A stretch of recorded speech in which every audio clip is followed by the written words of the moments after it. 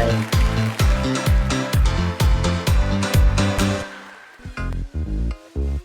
Hi, everybody.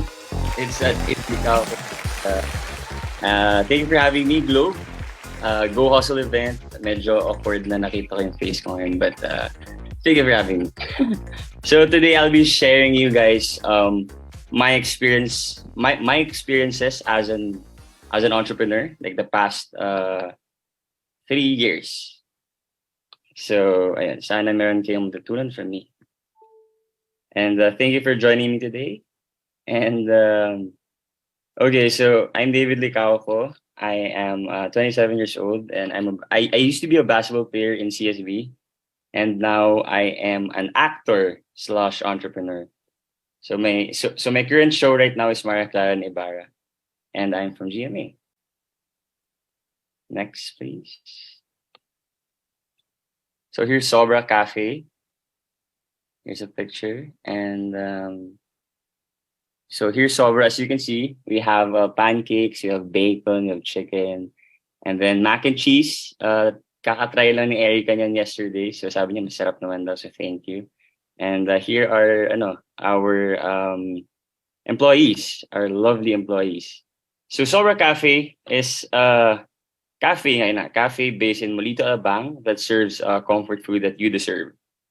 So from beef tapa to tapas, I mean pastas, and then we have a range of good food and drinks to make sure that you have a good time. So meron din kaming wine, and on weekends meron din kaming mga party doon. So if you guys wanna visit, I'm always there, mga 3 times a week.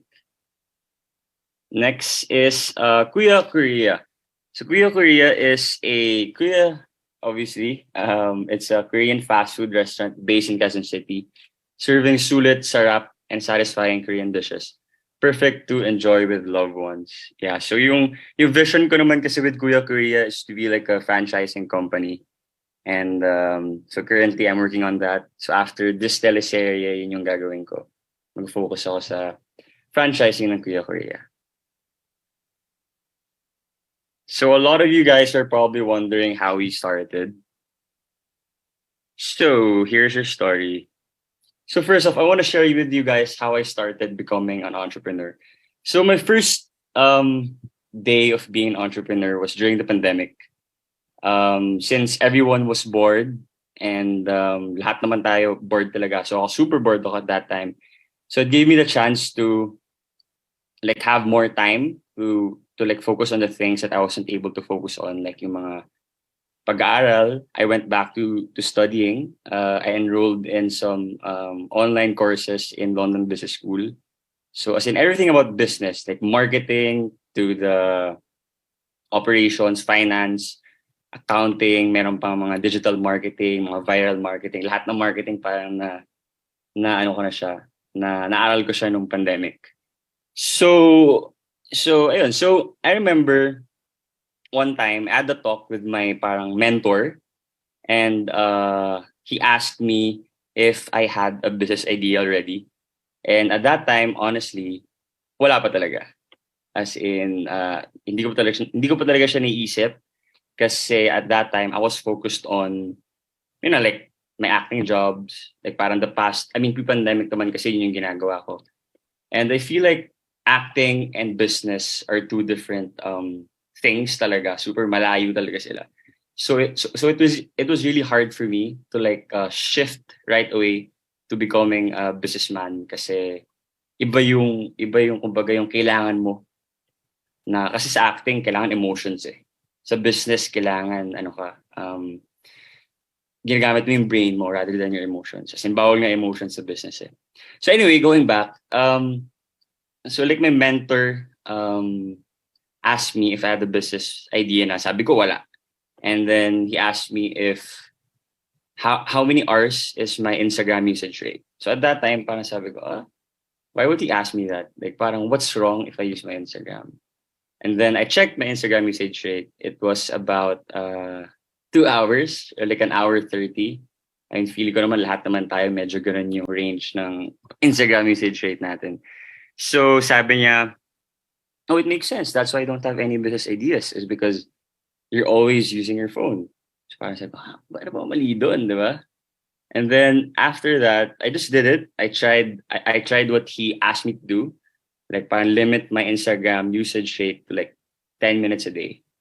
So yun, I did that. And then it just happened na parang I realized na creativity comes in when you're bored. So it's really good to like um embrace your boredom, and then hopefully like that boredom will turn into like thinking, I mean, coming up with a business idea. So yun. And also I wanna put an emphasis also on a morning routine.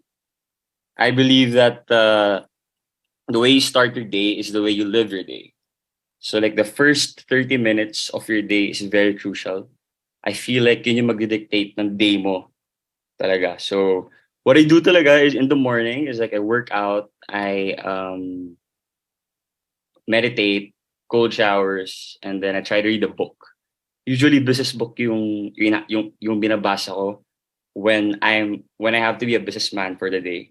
But when I'm an actor, iba yung ginagawa ko. I feel like iba kasi yung kailangan niya, di ba? So like when I'm an actor, I read mga acting books, or like I watch mga movies. So ayun. So for me talaga yung meditation is very very important. Kasi when you're meditating, when you're in that meditative state, parang zen mode eh. Like your mind is clear, and mas malaki yung chance for you to like come up with a business idea. Or if ever man, if you already have a business, parang I feel like that's the only way for you to scale up. Is kunwari clear yung mind mo, and then open ka sa mga possibilities. So, ayun. Wait lang. I'm actually not done yet with Sobra. Can you go back? Sorry. So like my first ever business was as nature intended, as mentioned kanina. It's e-commerce business model. So this was like probably like the hardest um business na nagawa ko, just because ang dami kong kausap ng mga suppliers every single day. And then I remember one time I had to call a supplier for the very first time in my life, na parang kausapin ng supplier. And I asked him if I could consign their products. And he asked me, syempre, like parang, what's my marketing plan? What's my operations plan? Do I have like a person for this? Can I see your factory? Ganun, ganun. And then I was super nervous. As in, I had no idea what I was talking about. And then at that time talaga, it was only me. It was a one man team. Kaya wala talaga ako nasabi. So I failed, and sinabi niya sa akin na maybe next time, ganun. So because of that failure, that inspired me to work on myself. I worked on the marketing side, like the business side, the branding, and also myself din eh. Pati yung kunwari how I talk to a supplier, mas inayos ko. Talagang inaral ko talaga siya for me to not commit that mistake ever again, kasi medyo nakakahiya siya. So, ayun, like after 2 months, I worked on my business. Gumanda na siya, yung as nature intended. As in, ako lahat gumagawa, like social media, yung marketing, operations, yung pag-delivery, ganun. So, after 2 months, lumapit ulit yung that specific supplier and asked me if he could consign their product to my website. And then, yun, so parang nakakatuwa lang na because of persistence and like hard work and like non-stop learning every day, sila yung lumapit. So, yun lang yung story ko for As Nature. So, for Sobra naman, this also started during the pandemic. So now I'm going back to my point earlier about meditation. Kasi parang if you meditate, you are in the moment and you get to think clearly. And because of that fact na like I'm always, like in the moment, kaya pumasok yung idea na magkaroon ako ng online food, because I kept on like researching about mga possible business that I can do. And then parang I remember one time I was on Facebook and I was just scrolling, and I came across this beef tapa picture. So nagutom ako. Tapos I told myself na parang, "Uy, what if mag-business din ako ng online food. Because at that time, yung uso was mga ube pandesal, mga sushi bake. So, ayun. So, parang nasa mind ko lang siya na parang plan ko talaga siya. And then one time, etong guy na to sa fourth picture on my left, sila yung partners ko eh. Yung nasa right yung chef ko and then yung left yung college best friend ko. So one time, we had a drink. I invited him. So pandemic yun, so hindi kami nakakalabas. And then I invited him to come over to my house and we had wine. We were talking about life and whatnot.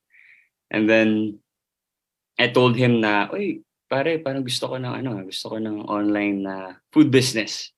Kasi parang medyo alam ko na yung formula sa online food business just because meron na akong as nature intended. So he told me na, "Uy, yung cousin ko, itong nasa right na to, yung cousin ko, ano siya, chef siya. Ba gusto mong mag-meeting?" Ganun. Sabi ko, the very next day, sabi ko, "Tara, meeting tayo." So, ayun na. So yan, yung may mga pictures dito, like imagine this, I would be the one to man the photo shoot, tapos yung second picture naman parang I would post on random Facebook pages yung mga let's eat pare. Tapos I remember I would post pa sa mga Viber groups, mga villages. Lahat talaga ginagawa ko. Tapos itong third picture, yan yung condo. We started in a condo. So imagine that. Tapos ako magbababa ng mga food from that condo sa mga Grab drivers. So, sipag lang talaga. The next is Kuya Korea. So, I started Kuya Korea because yun na nga, I wanted like a franchising company.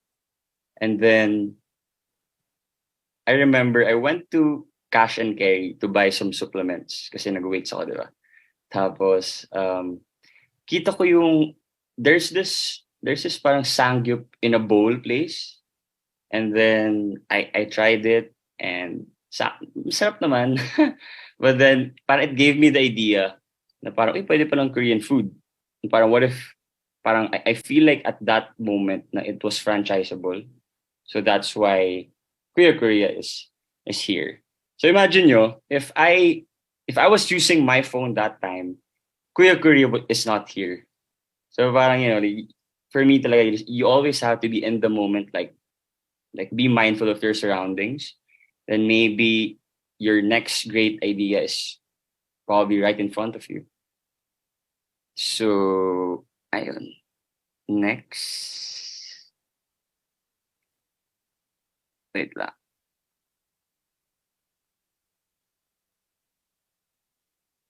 Okay. How did you build a loyal following? So it's all about experience.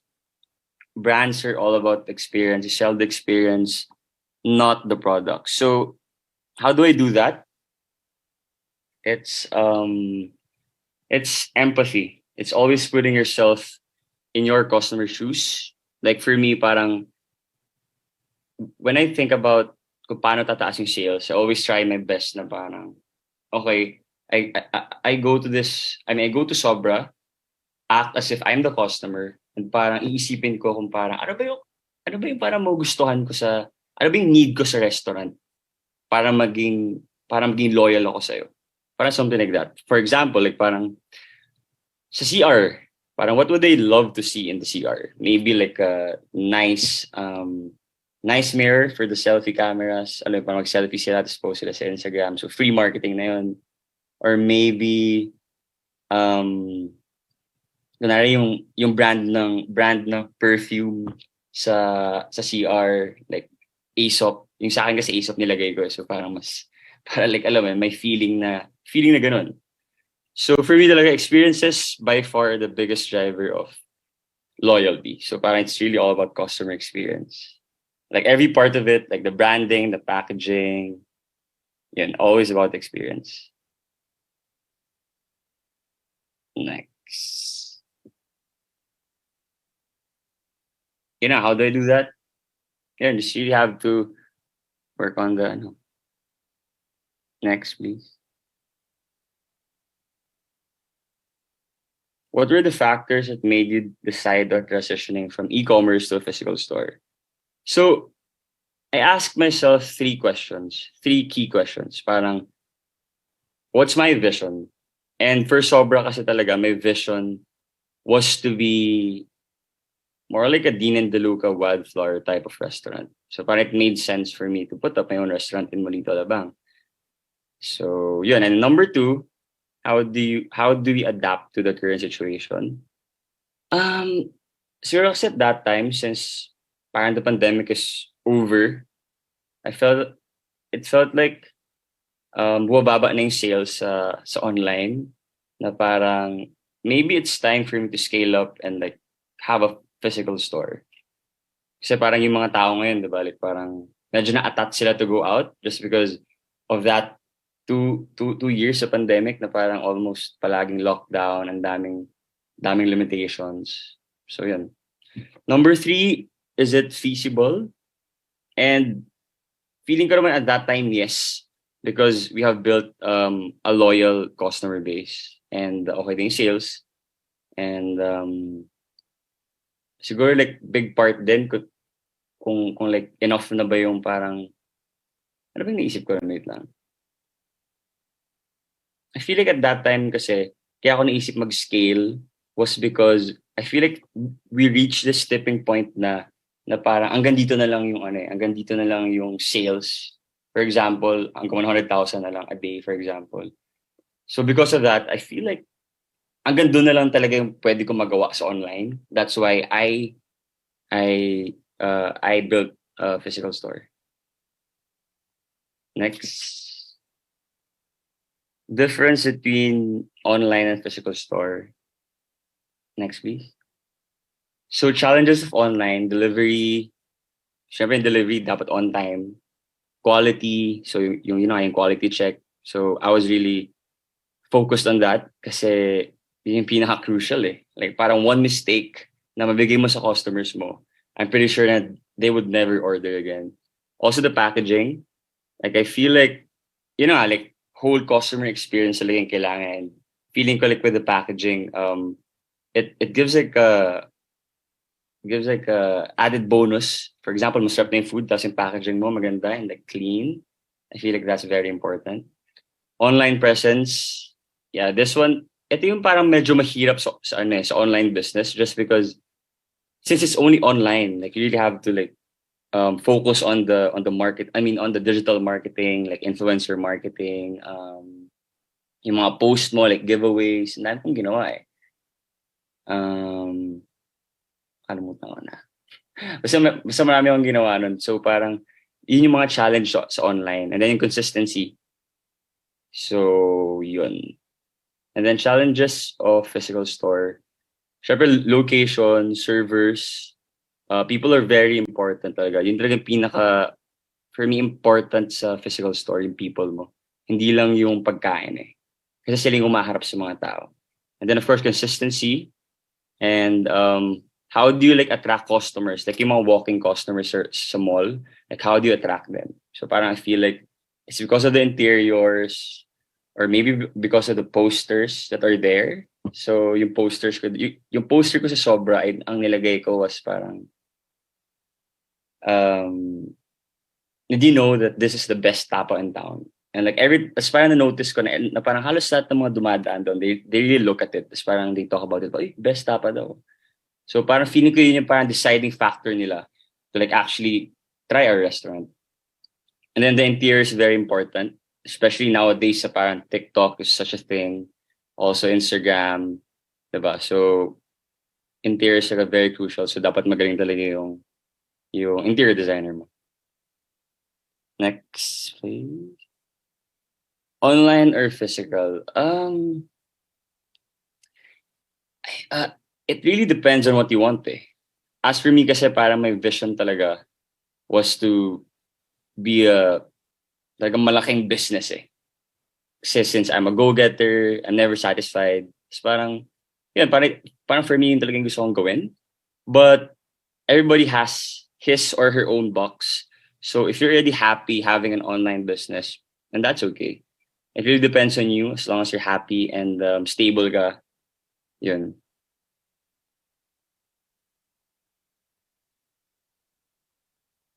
5 key takeaways. Ano nga ba? Work on yourself. Dapat. Every day, every single day. Number 2, meditate. Because when you meditate, mas makakaisip ka na maayos. And kapag nag-isip ka na maayos, it will help you scale up or like have your own business. Like parang magkaroon ka ng business idea. Number 3, workout. Because workout clears your mind and it also adds your confidence level. So that I feel like that's important in an entrepreneur life. Next, learn every day. Yeah, dapat talaga learn every day. I feel like you have to absorb everything na nandyan sa'yo. Always be a sponge and read books, watch mga podcast.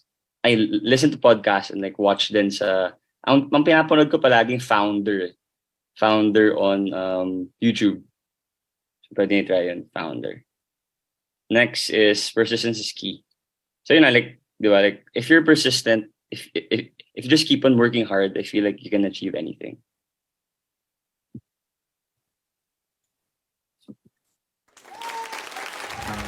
Yay! What a great talk to cap off our Go Hustle Summit. But wait, we're not just done because, of course, we will also be having a little chit chat with David to get to know him and his entrepreneurial skills a little bit more. Okay, so my first question for you, David, is okay, me personally, I'm very curious to know why did you decide to dive into the food industry? Because I understand there are so many industries that you could have dove into, but what was it about food that made you want to put up a business in the industry? I wouldn't say na because I love food Because parang feeling ko lahat naman ng tao loves food.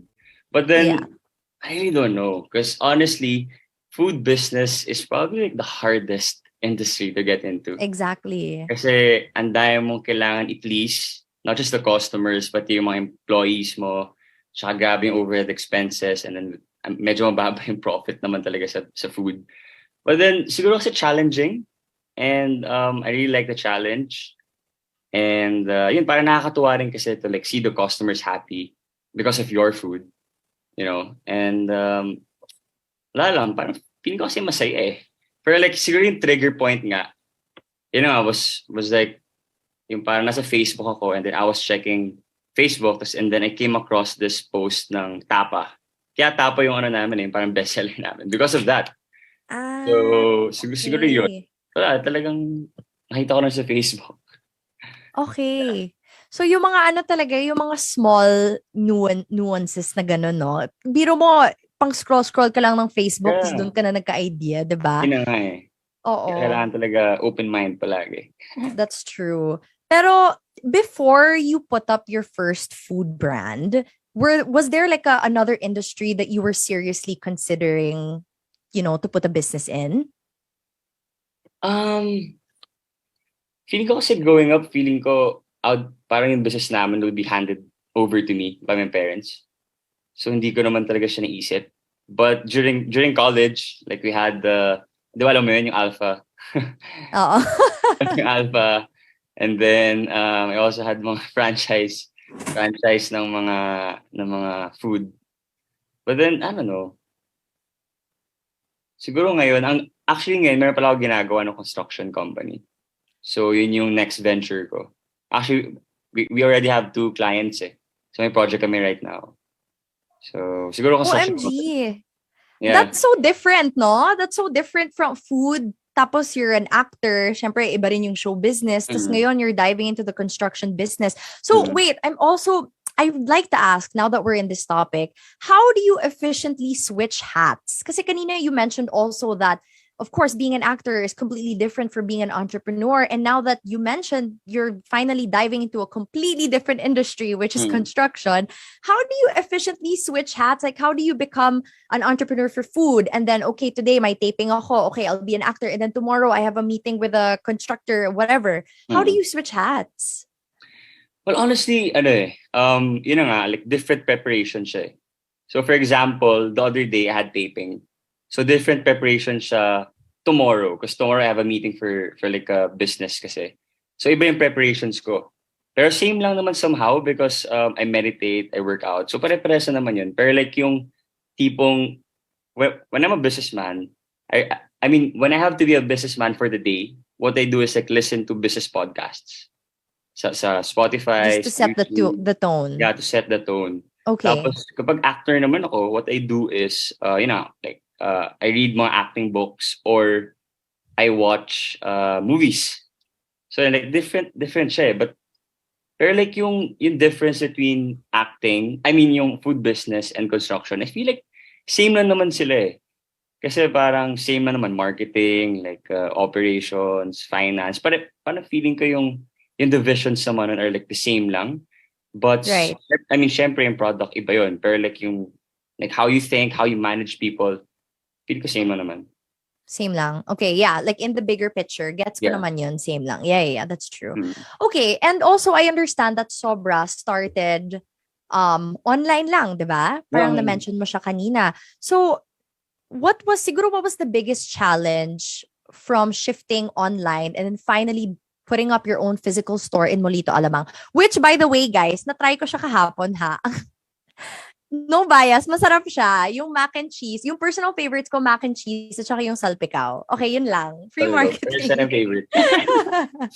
Pero sa favorite. Yun. Yung challenge siguro kasi with online, less yung overhead expenses mo, tsaka less yung mga problems. 'Di ba?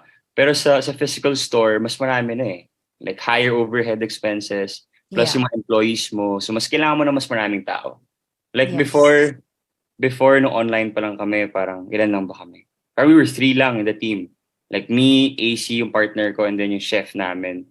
So, pero like, sa physical store, kailangan mo na ng mga people working under you.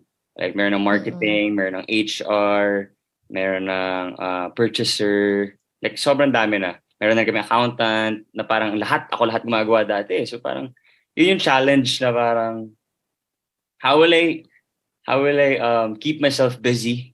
So, parang mas kailangan ko na kasi mag-focus na lang yun sa sales eh. Kasi before lahat ako gumagawa, parang nababore na ako ngayon. So parang ano ba yung pwede kong gawin? Pero parang I feel like okay naman yun kasi yun na nga mas kapag wala kang ginagawa, pag bored ka, that's the time you become creative. And when you're creative, mas True. makakapag-scale up ka. True. So yun. And then yung challenge talaga feeling ko yung mga tao. Kasi marami na sila, may mga drama na, mga ganun. Yes. Handling the people Totoo. is hard. That's true. Yeah. I think that's also one of the challenges when you're an entrepreneur, no? It's really how you handle people. Kasi syempre, people are not products, eh. You know, like they're people. They have feelings, they have emotions. And it's very complex. Like, how do you even handle that, diba? So I think that's also such a big challenge that I feel like entrepreneurs really need to master, I guess. It's like a skill that you guys really need to master, no? Like handling people. Yun talaga. Tsaka feel ko, kailangan mo lang mag-lead by example. True. Kailangan mo lang pakita sa kanila na parang, for example, may trash doon. Kukunin ko pa yun siya. Alam mo yun, para mas sipagan din nila and like, parang yung boss, may ginagawa rin. Alam mo yun? Yeah. Totoo yan. Oh my gosh. Alam mo, nakukuha ko sa'yo, David. Parang when you're an entrepreneur, you really need to be obsessed no? Yeah, you have to be obsessed. Parang that's what I'm getting. Yeah, that's what I'm getting with you now. Like, you're very obsessed with the details. And it's a good thing. That's what you need as an entrepreneur. Like, you really need to be obsessed with knowledge, with learning, with, all of these little things. And I like that. Like, I like learning from people who are ganon. It's very inspiring. Okay, so in the next 5 years, David, what is your goal? Or at least your overall vision for all of your brands in the next 5 years? Kala ko sa life eh. Sabihin ko sana kasal. Siguro 5 years, ang plan ko talaga for Sobra is syempre mas mag-branch out. Actually, this year plan ko sa Rockwell or BJC. So I have talks now with them. And then for Kuya Korea naman is maybe like a franchising company.